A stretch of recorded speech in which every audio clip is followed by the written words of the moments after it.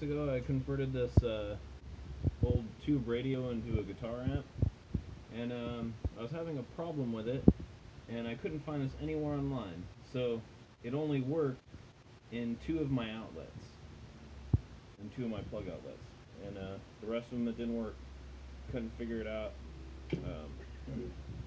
My brother-in-law suggested maybe the plugs were not tight enough. I checked everything. And then finally tonight, I realized, what if all the outlets, or half of the outlets in my house are wired up backwards? So, I did this quick thing where I wired it up backwards, and now it works in the other outlets. So, half of my outlets are wired backwards.